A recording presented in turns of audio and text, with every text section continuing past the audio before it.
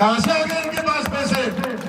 Private school खोली संतोष जी अलाउट ने, हमारे गांव से पहले पैसे लूटे, आज हमारे ऊपर चुनाव लड़ रही है। शीश राम जी ने कभी लड़ाई नहीं लड़ी नहर की, अगर लड़ते तो जैसे कॉलेज खुली, जैसे टोल हटा, जैसे शेखावत यूनिवर्सिटी खुली, 100% नहर आती। विजेंद्र जी का लंबे समय से चयन हो रहा और कोई गुण नहीं है उसमें। पार्टी आरएलपी व आजाद समाज पार्टी एएसपी का जो अभी गठबंधन हुआ है, माननीय हनुमान जी बेनीवाल जो आरएलपी के सुप्रीमो है और आजाद समाज पार्टी के पूरे भारत में गरीबों मजलूमों की आवाज माननीय चंद्रशेखर जी आजाद, उन दोनों महान व्यक्तियों ने जो हमेशा लड़ाई लड़ते और एक लड़ाई लड़ने वाले व्यक्ति का चयन करके मुझे झुंझुनू विधानसभा से गठबंधन के तौर पर आजाद समाज पार्टी की टिकट मिली है। उसका केतली का चुनाव चिन्ह है। टिकट मिलते ही वहां से नेताओं का आदेश था कि पहले फार्म भरोगे जाते, ताकि फार्म में कोई कमी बेसी कोई मिस्टेक नहीं हो। उसके बाद कार्यालय का उद्घाटन करोगे, सब कार्यकर्ताओं को बुलाओगे कि भाई मेरा कार्यालय यहाँ है, यहाँ से सारा चुनाव का संचालन होगा। उसके बाद दोनों नेताओं की बहुत बड़ी जनसभा हम जिला मुख्यालय पर करेंगे। वो जो सभा होगी उससे पहले माननीय चंद्रशेखर जी आजाद के 4 रोड शो के प्रोग्राम है। एक प्रोग्राम रहेगा बगड़, बहुत बड़ा कस्बा नगर पालिका बगड़ में। दूसरा प्रोग्राम रहेगा इस्लामपुर माखर, जो बहुत बड़े कस्बे में तब्दील हो चुके हैं। दोनों पंचायतें जिनकी वोटों की संख्या में दोनों की मिलाए तो लगभग 15,000 के करीब जा रही है, और 15,000 वोटों का कस्बा सुल्ताना और चौथा चंदाना। चारों जगह बड़े रोड शो के कार्यक्रम होंगे।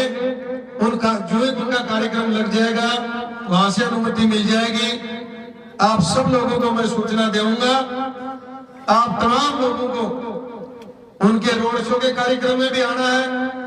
और उसके बाद जो रैली की तारीख फिक्स हो जाएगी, उस रैली में तमाम लोग उसमें भाग लेंगे। आज जो कार्यकर्ता आए पूरी विधानसभा क्षेत्र से, उनसे मेरी एक ही गुजारिश है कि आज एक को ऑफिस का नंबर देता हूं, आपको सबको लिख के ले जाना। चाहे मीटिंग 10 लोगों की हो, चाहे 20 लोगों की हो, पूरी विधानसभा के हर मोहल्ले गली में मीटिंग होनी जरूरी है, ताकि कोई ये नहीं कहे कि हमारे मोहल्ले में कैंडिडेट पहुंचा नहीं। रही बात चुनाव की, ये जो चुनाव लड़ रहे हैं और प्रत्याशी, उनके और हमारे चुनाव में रात दिन का अंतर है। 2 प्रत्याशी तो ऐसे हैं चुनाव मैदान में जिनके अंदर सिर्फ ये होड़ लगी है कि भामू जी के ज्यादा वोट आए, बबलू के ज्यादा वोट आए। वो चुनाव ही भूल गए जो इस मुद्दे को लेकर चुनाव लड़ रहे थे। विजेंद्र जी लंबे समय से बड़े बड़े तो खा रहे थे और बड़े बड़े जीत रहे थे। वो क्यों जीत रहे थे? क्योंकि झुंझुनू विधानसभा की जो भौगोलिक स्थिति है, वहां भारतीय जनता पार्टी का वोट कम है। भारतीय जनता पार्टी के खिलाफ वोट डालने वालों की संख्या ज्यादा है। वो विजेंद्र जी को पसंद नहीं करते, लेकिन सामने विकल्प नहीं दिखा, इसलिए विजेंद्र जी का लंबे समय से चयन हो रहा है। और कोई गुण नहीं है उसमें, कोई भी गुण नहीं है। मैं यहाँ 1996 में पढ़ने आया था इसी झुंझुनू की धरती पर मोतीलाल कॉलेज में। एक भी गवर्नमेंट कॉलेज नहीं था झुंझुनू जिले में। पहली मांग मैंने विजेंद्र जी के पिताजी शीशराम जी वाला से मैंने ज्ञापन देके मांग शुरू करी थी और लड़ाई शुरू हुई, मुकदमा लगा, जेल में गया, 2 साल आंदोलन चला, पहली गवर्नमेंट कॉलेज खुली, अध्यक्षता में आंदोलन का, दूसरी गवर्नमेंट कॉलेज खुलवाई, लड़ाई लड़के शेखावाटी यूनिवर्सिटी बनवाई, बगड़बीड़ में टोल टैक्स को हटवाया। कांग्रेस और भारतीय जनता पार्टी दोनों पार्टियों ने बिजली के थाने खोले, किसानों, गरीबों, मजदूरों के वीसीआर बनवाई, रोज अखबारों में आते थे, आज 30,000 की वीसीआर, 40,000 की वीसीआर। जो ये मेरा मकान है, यहां मैंने 2015 में पहली मीटिंग करी थी जिले के लोगों की, और भाई राजेंद्र जी फौजी जो आरएलपी के जिला अध्यक्ष हैं, इसको संघर्ष समिति का अध्यक्ष बनाया था झुंझुनू जिले का। किसानों को फ्री बिजली मिले, घरेलू उपभोक्ताओं को 300 यूनिट बिजली मिले, और किसान गरीब जो कर्जे में है वो कर्ज मुक्त हो, यह आंदोलन हमने 2015 में शुरू किया। मच्छा लोग पूछते थे कि पंकज तो गायब हो गया, पता नहीं कहां चला गया। 4 साल तक ये मनोहर जी भाटी बैठे सरपंच जी, पूरे राजस्थान में गंगानगर हनुमानगढ़ से लेके डूंगरपुर बांसवाड़ा तक और बाड़मेर जैसलमेर से लेके अलवर भरतपुर तक हमने बेहतर रैली करी, हमारे लोगों को बचाने के लिए, इस जिले के किसान, मजदूर, गरीब को बचाने के लिए। सैकड़ों जगह थाने में बंद रहा। तब ये गहलोत जी फोटो लगा के बांट रहे हैं कि मैंने 2000 यूनिट किसानों को दे दी और 100 यूनिट महीने के हिसाब से बिजली फ्री कर दी। बिजली लट के दम पर हुई है, संघर्ष के दम पर हुई है। इस जिले के नेताओं ने ना कॉलेज खोले, ना अच्छे स्कूल दिए, बिजली के वीसीआर बनवाए। कॉपर का जो कारखाना था जिसमें 10,000 मजदूर काम करते थे, होने तो चाहिए थे 20,000, पूरे कारखाने को ताला लगवा दिया। जब मैं बगड़ में पढ़ता था 92, 93, 94 में, तो पूरे उत्तरी भारत के बच्चे बच्चियां इस जिले में पढ़ने आते थे। आज इस जिले के बच्चे बच्चियां, कोई सीकर जा रहा है, कोई जयपुर जा रहा है, कोई कोटा जा रहा है, कोई जोधपुर में है, कोई बीकानेर में है। पूरे जिले की शिक्षा का सत्यानाश किया इन लोगों ने, विकास की जगह इस जिले का विनाश करने का काम किया है। तो अपना जो चुनाव है वो मुद्दों का चुनाव है, इनका चुनाव एक दूसरे को हराने का चुनाव है। अपना चुनाव इस जिले के 76 की जनता को बचाने का चुनाव है। 1994 में नहर का समझौता हुआ था और 2025 तक का वो समय है, 1.5 साल बाद वो नहर का समझौता रद्द होने वाला है। शीशराम जी ने कभी लड़ाई नहीं लड़ी नहर की। अगर लड़ते तो जैसे कॉलेज खुली, जैसे टोल हटा, जैसे शेखावाटी यूनिवर्सिटी खुली, 100% नहर आती। लेकिन भाषणों में तो कहते रहे, लोगों के बीच में लड़ाई लड़ने के लिए कभी नहीं गए। आज वो तो शब्द बोलते थे, उनका बेटा एक शब्द भी नहर के लिए, इस पानी के लिए, जिले का जल स्तर नीचे जा रहा है, किसानों की तृप्ति होने वाली है, एक शब्द नहीं बोलता। उसके विपक्ष में जो भारतीय जनता पार्टी है, उसके सांसद ने, चाहे संतोष जी अनावत हो, चाहे नरेंद्र जी हो, एक शब्द लोकसभा में नहीं कहा कि दिल्ली में आपकी सरकार है, हरियाणा में आपकी सरकार है, पिछली बार राजस्थान में भी बीजेपी की सरकार थी, तीनों कड़ी जुड़ी हुई थी, नहर आनी चाहिए थी। बीजेपी भी नहर नहीं लाना चाहती। ये लोगों को आर्थिक रूप से कमजोर करके, गुलाम बना के हमारे लोगों पर राज करना चाहते हैं। कहां से आ गए इनके पास पैसे? प्राइवेट स्कूल खोली संतोष जी अलाउत ने, हमारे गांव से पहले पैसे लूटे, आज हमारे ऊपर चुनाव लड़ रही है। जिले का सांसद स्कूल खोली, गांव को जेब खाली करनी पूरे गांव में, आज हमारे ऊपर चुनाव लड़ रहे हैं। थोड़ा बहुत बचाओ, हमारे को बचाने वाला कौन है और डुबोने वाला कौन है? हम खड्डे से निकलने से पहले हमारे लोग कुआं ढूंढ रहे हैं कि और नीचे कैसे जाके पड़े। बड़ी बड़ी गाड़ियां, बड़ी बड़ी रैलियां देख के, उनके वीडियो देख के बहकावे में आ सकते हो। ये जो मनोहर जी भाटी बैठे, ये सिर्फ सरपंच फोरम के अध्यक्ष ही नहीं है। राजस्थान में जितने भी शराब के ठेकेदार हैं, पूरे राजस्थान के, उनके प्रदेश के महासचिव भी हैं। 7,500 ठेकेदारों के कितने 7,500, और इन ठेकेदारों के मैंने अभी राहुल गांधी की भारत जोड़ो यात्रा रोक के मैंने इनके 700 करोड़ रुपए की छूट करवाई है। अगर मैं नकली चुनाव लड़ता, हवाबाजी का चुनाव लड़ता, और आज एक मैसेज डाल दूं मोबाइल में कि ठेकेदारों को मैंने बचाया, कल मेरी रैली है, गाड़ी लेके आना, एक ठेके से एक गाड़ी आएगी, कितनी गाड़ियां हो जाएंगी? 7,500। मैं गाड़ी दिखा के, आप लोगों के चश्मा चढ़ा के, आप लोगों को बेवकूफ बना के मैं चुनाव नहीं लड़ना चाहता। मैं आप लोगों की जो वास्तविक स्थिति है उस पर चुनाव लड़ना चाहता हूं। सारे लोगों की जमीन बैंकों के गिरवी पड़ी है। जितने भी मजदूर हैं, सारे के सारे उनके परिवार कर्जे में डूबे पड़े, खुद कर्जे में है, पत्नियों पर लोन ले रखा है। बहुत से परिवार जिनकी फीस जमा नहीं हो रही। किसानों को 2025 में पानी मिलना चाहिए, समझौता रद्द हो जाएगा तो दोबारा नहर का पानी, यमुना का पानी नहीं मिलेगा।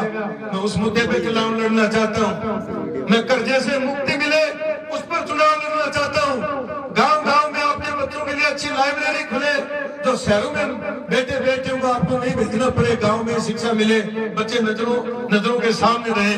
मैं उस मुद्दे पे चुनाव लड़ना चाहता हूँ। मैं मजदूर, जो गरीब किसान जिनकी हालात खराब हुई है, उनको बचाने के मुद्दे पे चुनाव लड़ना चाहता हूँ। लोग आपकी फोटो दिखा पैसे ले जा रहे कार्यालयों से, आपको गाड़ियों में डाल के लेके आते हैं, आपकी फोटो दिखाते हैं कि मेरे लोग हैं। सौदा हो रहा हमारे लोगों के साथ। अभी कोर्टों के नोटिस आने शुरू हुए कि जितने भी जोड़ों में लोग बसे हैं, उनके मकान उनको हटाने पड़ेंगे। 60% आबादी इस विधानसभा की गोचर भूमि में जोड़ में बसी हुई है। एक भी नेता उनको बचाने की बात करता आ गया। पंकज धनखड़ ने जब मंडाव मोड़ पर ये पूरी जो पहाड़ी है, लाल पहाड़ी, इस इलाके में किसी ने मेरे को नहीं कहा। हम 6 लड़के कॉलेज गए जा रहे थे, मकान तोड़ रहा था नगर पालिका के कर्मचारी, अधिकारी और प्रशासन। हम जा रहे थे, औरतें चिल्ला रही थी, उनके घर वाले घरों में घुस गए थे। मैंने डायरी फेंक के जेसीबी मशीन जाके चाके लगा दी। मैंने कहा मकान नहीं तोड़ने देंगे, और मैंने उन मर्दों को कहा कि घरों में छुप के बैठ गए, आपके मकान बने हुए, बाहर निकले, औरतों ने हिम्मत दिखाई, दूसरे लोग जुटे, तोड़ फोड़ बंद करवाई और लड़ाई लड़के उन सब लोगों को पट्टा दिलवाया। मैं आपको बचाना चाहता हूँ, उस मुद्दे पे मैं चुनाव लड़ रहा हूँ। एक भी आदमी मेरे से जो बात करता, अभी जिला परिषद का चुनाव जीता हूं मैं निर्दलीय, 17 नंबर वार्ड के बहुत से आज हर गांव से मेरे कार्यकर्ता, मेरे साथी आए। दोनों पार्टियों को लात मार के मेरे को इस भरोसे में जिताया कि तू घड़ी में, कोई संकट में अगर सीधा फोन करेंगे तो तैयार मिलेगा। जब से मैं चुनाव जीता हूं, जिला परिषद में सड़कों पर लगातार उन लोगों की लड़ाई लड़ता रहता हूं, और एक भी कार्यकर्ता ने मेरे को फोन किया तो मैंने कभी नहीं कहा फलाने सरपंच से बात कराओ, गांव में मेरा कोई एजेंट छोड़ रखा उससे बात कराओ। जो भी व्यक्ति किसी भी जाति धर्म का मेरे को फोन करता, सीधी बात करता हूं, उसका काम करता हूं। कोशिश होती है साथ जाता हूं, नहीं होता फोन पे काम करवाता हूं। हजारों लोगों की इस जिले में मैंने विचार कटवाई है, हजारों लोगों को मैंने ब्लड डोनेशन के मामले में खून दिलवाया, हजारों बच्चों की कॉलेज में, आप डिटेल निकलवा लेना मोतीलाल कॉलेज में, 1 रुपया कभी मेरी फीस कम करवाई हो तो कोई साबित कर दे। हजारों गरीब बच्चों की फीस कम करवाता था लड़ाई झगड़ा करके। इसलिए आप लोगों को बचाने की, इस क्षेत्र को बचाने की, हमारे लोगों को जो संकट है उसको बचाने की लड़ाई पे मैं चुनाव लड़ रहा हूं। और ये जितने साथी आए हो, आप कोई छोटी फौज नहीं हो, सिर्फ आपकी जबान खुलनी चाहिए। पंकज धनखड़ को वोट देंगे, ये शब्द आपके मुंह से निकला सब धराशायी हो जाएंगे। जितने भी गरीब कमजोर जिन पर कर्जा है, जिनकी हालात खराब है, उनके घर पर जाइए, उनको कहिए कि पंकज धनखड़ का जो घोषणा पत्र है उसमें ऊपर लिखा हुआ कर्जा मुक्ति, कर्जा माफ नहीं, माफी वो मांगता है जो गलती करता है। सरकार की गलत नीतियों के कारण, नेताओं की गलत नीतियों के कारण हमारा आदमी आज कर्जे में फंसा है। इसलिए क्या लिखा हमने, कर्जा मुक्ति। कल एक पत्रकार साथी पूछ रहे थे आप कर्जा कैसे माफ करवाओगे, कर्जे से कैसे मुक्ति दिलवाओगे। मैंने कहा जब बड़े पूंजीपतियों का सरकार एक लाइन में हजारों करोड़ रुपए एक लाइन में समाप्त कर सकती है, मेरे लोगों का सड़कों पर और विधानसभा में लड़ाई लड़के किसी भी प्रकार का कर्जा है, चाहे जमीन पर चाहे भैंस पर, कोई मैं राहुल गांधी नहीं 1-2-10 गिना कर्जा माफ हो जाएगा, ऐसे नहीं। ओरिजिनल काम, ये हाई टेंशन लाइन जा रही थी इधर से, अडानी की लाइन थी। पूरे देश में आज के दिन प्रधानमंत्री जी की भी औकात नहीं अडानी के सामने बोल जाए। अडानी की लाइन थी, मैंने पूछा रे कहाँ जा रहे हो, एक किसान अगर उस इलाके के किसान भी बैठे हैं, एक ने मेरे कहा मेरे को मुआवजा दिलाओ बताओ, मैंने उसको रोका कहाँ जा रहे हो, मुझे लाइन जा रही है। मैंने कहा किसानों को दे रहे हो क्या, बोले प्रावधान नहीं है। मैंने रोकी, प्रावधान में जानता हूँ, कानून का आदमी भी हूँ, एडवोकेट भी हूँ, सारी चीज समझता हूँ। अडानी की लाइन रोकी और बोले पैसे नहीं देंगे, नकेल डाल के, और जितने भी किसान मेरे साथ खड़े हुए सबको पैसा दिलवाया। जो अडानी की लाइन रोक सकता हूँ। राजस्थान में कांग्रेस की सरकार, ये भाटी जी को पूछो, 6000 पुलिस लगी हुई थी, पूरा राजस्थान का प्रशासन था। मैंने कोटा में घोषणा करी प्रेस कॉन्फ्रेंस करके कि राहुल गांधी की भारत जोड़ो यात्रा को रोकेंगे। घोषणा करने के बाद रात को बूंदी टोल से पार करते हुए पुलिस ने मेरे को 8 बजे उठा लिया, टोंक सदर थाने में लाके बंद कर दिया। अगले दिन जब मेरी जमानत हुई तो चैलेंज के साथ मैंने अलवर जिले की राजगढ़ तहसील में राहुल गांधी की भारत जोड़ो यात्रा रोक के 700 करोड़ इनके और आपके विजय की जो 50 यूनिट पहले थी 100 यूनिट पर साइन करवाए। तो जब मैं राहुल गांधी की यात्रा रोक सकता हूँ, आपके कर्जे से 100% पीछा छुटवा सकता हूँ। जब मैंने पूरी सरकार आ गई, टोल नहीं हटेगा बगड़ बीड़ का, मट के बगड़ के तेसुसर प्रतापपुरा के आज बुढ़ाने के लोग यहाँ आए हुए। ये भाई राजेंद्र जी फौजी उस समय मेरे साथ था, ये भी जेल में था। आज मठ में 2005 में हमने टोल उखाड़ के फेंका। तो आज तक जिस मुद्दे को मैंने उठाया, जिसकी मैंने शुरुआत करी, चाहे किसी की भी सरकार बने, मैंने उसको पूरा किया, आखिरी दम तक लड़ाई लड़ी। आज इस मीटिंग के माध्यम से सिर्फ मैं आप लोगों को कहना चाहता हूँ कि मेरा और कोई उद्देश्य आज नहीं था बुलाने का, मेरा ही आने का उद्देश्य था। एक तो आप ये सब जगह ये देख लिए कार्यालय ये है, तो जो भी चुनाव के संबंध में सामग्री जानकारी वो आपको यहाँ से मिलेगी। दूसरा, बहुत से लोग कहते थे कि आपके झुंझुनों में घर कहाँ मैं जानता नहीं, तो ये इस टेंट के पीछे जस्ट पीछे ये मेरा खुद का मकान है। इसलिए किसी भी साथी को कभी भी कोई काम हो सीधा मेरे घर आ सकता है, गांव में जा सकता है, झुंझुनों में मेरा घर है, यहाँ आ सकता है। अब मैं ज्यादा समय नहीं लूंगा क्योंकि जो प्रशासन ने टाइम दे रखा है उसके हिसाब से हम काम करेंगे। मेरा एक ही निवेदन है, सभी अपने अपने गांव में जिस मोहल्ले से आए, गांव के चौक में मीटिंग कराने की जरूरत नहीं और माला डालने की जरूरत नहीं है, कहीं माला का खर्चा करने की जरूरत नहीं। आप 20 आदमी मिले वहां बुलाना, 30 आदमी मिले वहां बुलाना, हर मोहल्ले हर गली में आऊंगा। आज से आप पंकज धनखड़ बन के कार्यकर्ता के रूप में आप मेरी जान की बाजी लगा के मदद करो। 25 तारीख के बाद जैसे जिला परिषद में जीता, उस क्षेत्र की नौकर की तरह सेवा कर रहा हूँ, नौकर की तरह। आपका नेता कोई मालिक नहीं होता, कोई खुदा नहीं होता, नेता नौकर होता है। लोकतंत्र में जनता मालिक होती है। आपकी नौकर की तरह सेवा करूंगा, सीधा आपका संपर्क होगा, सीधा जुड़ाव होगा, सारे दलाल मीडिएटर सब सारे खत्म हो जाएंगे। और अभी मैं करने के लिए एक छोटी सी कहानी बता के अपनी भाषा में मेरी बात खत्म करूंगा। पहले के जमाने में घर में औरतें जब खाना बनाती थी तो पहले अपने पति को खिलाती थी, बाद में खुद खाती थी। आजकल तो देखो थोड़ा पति लेट पूछे हैं लिए उनकी बात देखें तो औरत की मुख्य बन जाए। वो टाइम में एक नियम कर्म धर्म हो तो एक गराड़ी आपका गराड़ा की रोटी बना के और गाली और आपकी रोटी छिक्का में छोड़ दी, भले छिक्का होता है लटका उनका टांगी, और खेत में लेके गई और वापस आई जनाब दाल रोटी पे मिली गुना जनाब चारों मेरे ढूंढे भाई दाल रोटी कित गई तो किन्ने कुंडी खिंचना एक पार्टी जो ढूंढे कोने भैंस का मुंडे का दाल लाग रही तो उनका शक होगो सीधी लुगाई होती अपने अपने दिमाग लगाओ तो बस सोची पार्टियों खा अब बाल लठ लेके पार्टियों ने कुटने लाग गई।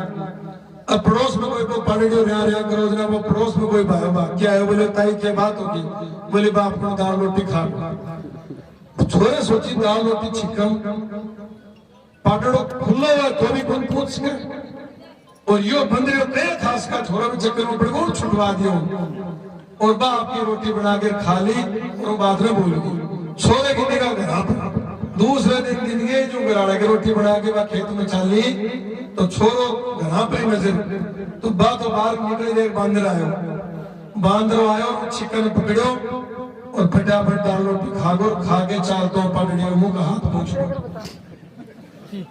अब आई वापस दाल रोटी मिली गुनिया जना लठ आए पकड़ियो को नजर गई ताजा दाल ला गई तो छोरा लठ पकड़ लियो बोलो ताई जी दाल रोटी बांदरा गुन खाई है ना पाटे गुन खाई दाल रोटी तो तेरो बाप बांदरो खा तो मैं यह कहना चाहूं ये गांव में एक दो दाल लगाड़ा पटा छोड़ रहा कहीं ज्यादा गुन मिल रही है भी माल तो और ही खा रहे ये गुमराह करेंगे ये बेकाऊंगा हमने घराना बहुत को गुन मेरो बहुत सा काल पशु भामू जी का लुकारी ने विजेंद्र जी के साथ अंडा उनका सेका बच्चा मेरे साथ कार्यकर्ता के रूप में लाग रहे अंडा आपड़ा टाटा गुन मेरो और मैं भाई साहब बताऊंगा पंकज का हूँ गाँव में गुनिया एक तो 2-3 वोटी एक तो 150 आऊंगा उनकी लैंड चाली अच्छा घर लुगाई कोई गुन मेरो ईमानदारी की बात तो ये जो दाल लगाड़ा पाटा है सिर्फ अणु सावधान हो जाओ तारा दिल में जचे ताना अगर मैं बुरा लागू तो भी वोट गुन देना ताने यह लगा कि ईमानदार आदमी है और 25 तारीख के बाद में अपन आदमी चाहेगो और जो संकट आपने घना अब बुदड़ा से का पाठ रहे छाना ही कोई मैं तो अनाले ने तो आज मेरा फॉर्चूनर चालू मैं तो घर जाऊं तो बेड शीट उगड़ जाए से का बुदड़ा पाठे तो मैंने मेरा स्थिति खराब हो रही तो मैं तो समझू तो सुधारना काम में सिर्फ बेड सीटा गिरा को सुधारना है तो मेरे साथ खड़े हो जाए और बिगाड़ना और डूबना तो चाहे उन्हें खिला जाए मेरे कोई नाराज बिना 5 साल पाँच आ जाए मैं दौड़े हूँ। आज हमारे बीच में ये अभी शहर में हमारा 6 बजे जनसंपर्क है गांव के लोगों को तो हम फ्री करेंगे शहर के लोगों की बहुत डिमांड थी नौजवानों को यहाँ नहीं आया वो इनका इंतजार कर रहे भाई हर शिकारा का इनको बहुत पसंद करते हैं देश के नौजवान इसने बहुत सी गरीब बहन बेटियों की शादियां करवाई इन्होंने बहुत सी बहन जिनके भाई नहीं थे जिनके घरों की आर्थिक स्थिति खराब थी मैं कल इनका देख रहा था यूट्यूब पर 16 बाप ऐसे महान व्यक्ति और ये जितने भी लोग मंच पर बैठे हैं ये जब भी मैंने आंदोलन संघर्ष शुरू किया मेरी मदद करिए। आप ये देख रहे हो गिरधारी जी कुमाऊं महासभा के अध्यक्ष झुंझुनू विधानसभा के बीजेपी के आदमी थे जिला परिषद के चुनाव में इन्होंने एक बात कही मेरे को कि सुल्ताना में 40 साल से एक नाला नहीं बन रहा गांव में अगर कोई मौत हो जाती है यहाँ से लोग नहीं निकल सकते कोई मेहमान आता है यहाँ से गुजर नहीं सकता स्कूल के गेट के सामने पानी भरता है पूरा रास्ता खराब है लड़के लड़कियां टीचर स्कूल में नहीं जा सकते। इन्होंने कहा नाला बनवा दोगे क्या मैंने कहा विश्वास कर लो नहीं बनवाओ तो दोबारा वोट मांगने नहीं आऊंगा। 40 लाख का नाला सुल्ताना में चुनाव जीतते इनका पास करवाया जो 40 साल से अटका हुआ था बीजेपी को लात मार के उसी दिन साथ खड़े हो गए। ये सुनील जी शर्मा बांस नामे के उप सरपंच ना खेती करते ना इसने कुआं। जब मैंने फ्री बिजली का आंदोलन शुरू किया तो उस दिन अपनी गाड़ी लेके तोगड़ा खुद से 5 किसानों को लेके अपने घर से अपनी माँ को बोले, माँ आज फ्री बिजली का आंदोलन शुरू हो रहा है किसानों का, मैं दूध बच्चों के लिए मत रखना, आज किसानों को पिलाऊंगा। अपने घर से दूध लेके आए। ऐसे महान हस्तियां जिसके जमीन नहीं, खेती नहीं करते, फिर भी किसानों की चिंता की। ये मनोहर सिंह घाटी बिजली आंदोलन में पूरे पश्चिमी राजस्थान में अपनी गाड़ी घोड़े से तेल जला के मेरे साथ रहे।